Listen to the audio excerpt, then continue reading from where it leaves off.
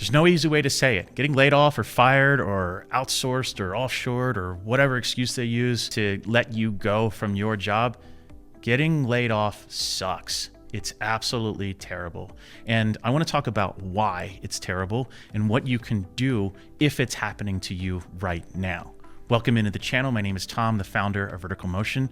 I help good people become great leaders. That means I help authentic, empathetic, and audacious people step into the version of themselves that they need to become in order to be seen as an executive, as a leader, as somebody that people want to follow. If you want to learn more about how to work with us, links down below in the description of this video.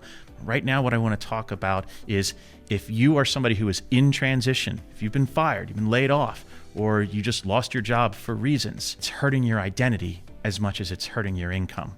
And I want to talk about this.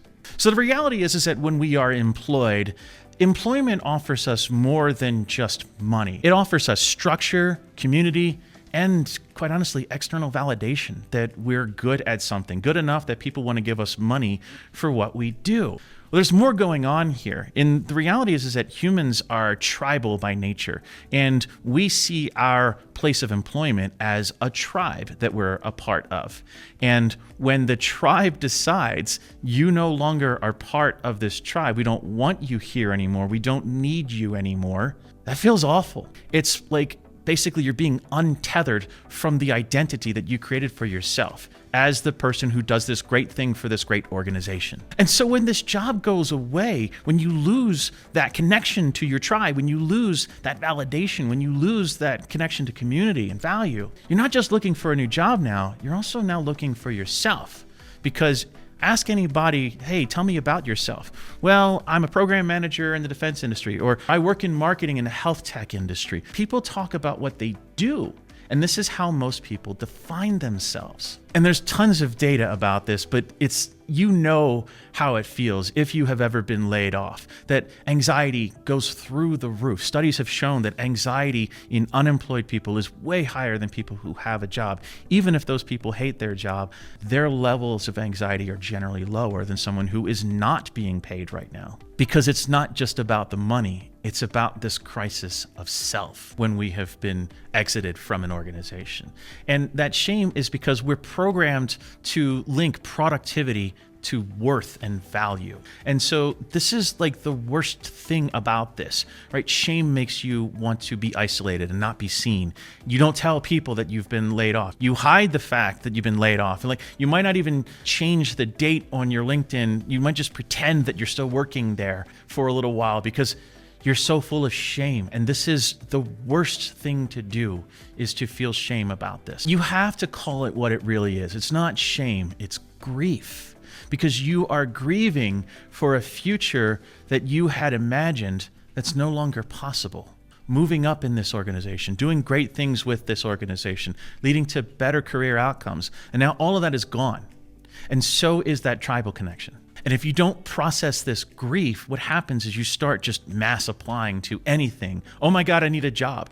And you wind up in bad fit after bad fit after bad fit. And you go from a cycle of grief for being let go from a bad fit to finding a bad fit to grief by being let go from a bad fit over. And I've seen it so many times. It's so frustrating to watch. So there's 4 steps to finding yourself again, to reconnecting with your true identity after a layoff, which is quite honestly the most important element psychologically about what you should be doing in order to land the right next role as quickly as possible. And step 1, grieve.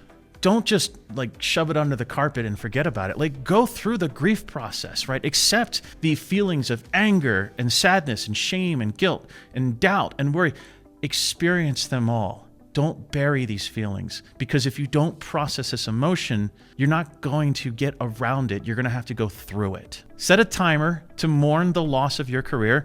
I like 3 days or a week, through the weekend or whatever, and then Monday we get started on what's next. But set a timer, feel the grief, have a margarita party, and then set a timer and then say, okay, from here forward, I'm no longer going to grieve. I did the grieving, and now I'm going to do the things that make sure that I'm never in this situation again. Here's step 2, the most important step in this process from my perspective. I call this the great uncoupling. You have to disconnect your worth from your work.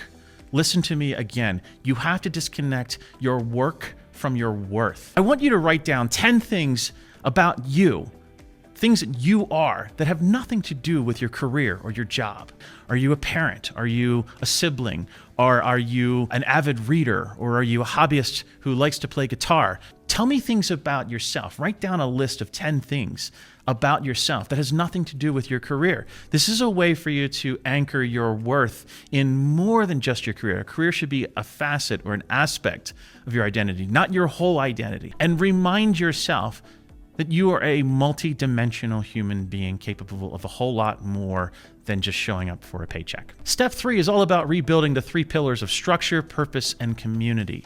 Those are things that we lose when we lose our job, because we have a structured way to our day, and then we have a purpose, which is to show up and do great things and make other people applaud for us. And then community is all the people that we're connected with at work. Well, we lose all of those things when we spend so much of our time, 40, 50, 60 hours a week with that world, and now it's just all gone. Now you've got 60 hours a week to do, I don't know what. Rebuild that structure, that purpose, and that community. Specifically with structure your day. Set a calendar, wake up at a certain time, have a plan, do the things, and then sit down at your computer and start working on your new job, which is to find a new job. Schedule appointments, go to the grocery store, make a grocery list. Do the things that create structure for your day-to-day when you are not gainfully employed. The second part, purpose. Find a mission week to week. Like, so for this first week, learn a new recipe that you've never tried before. You ever wanted to learn how to bake bread?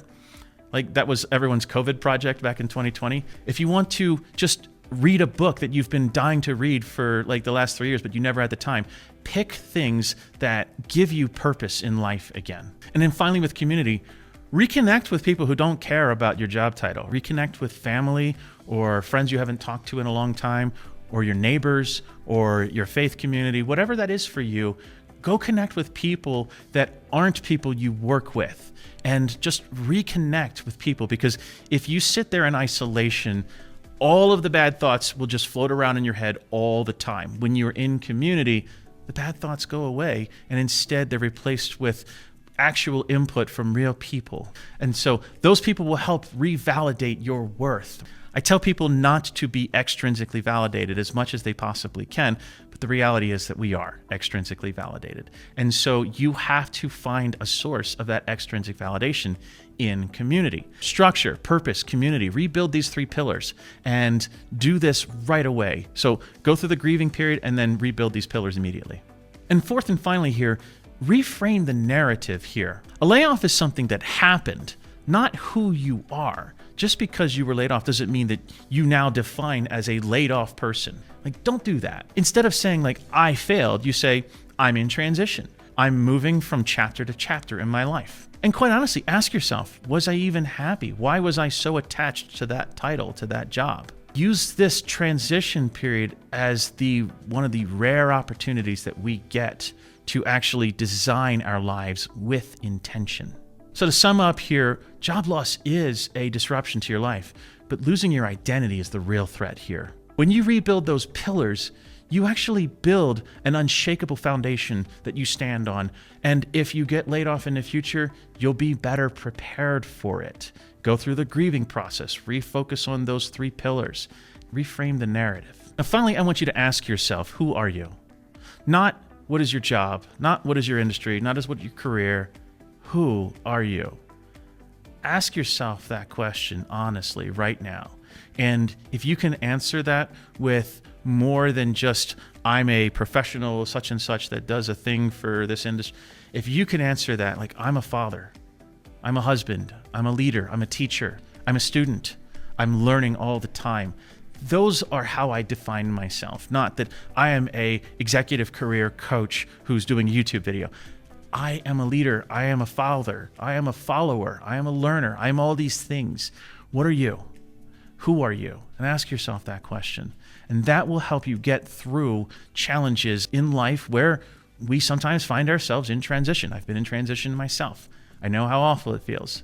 But separate your identity from your career, and that will help you get through these periods a little bit more easily. I hope this was helpful to you. If you are in transition, my heart goes out to you. It is not the end of the world. Get up and go do something to change the situation and believe in yourself again. And if you want help believing in yourself, let me know. Reach out to me. I'd be glad to help you with that. That's all I got for you today. Hope this is a good one, and I'll see you in the next one.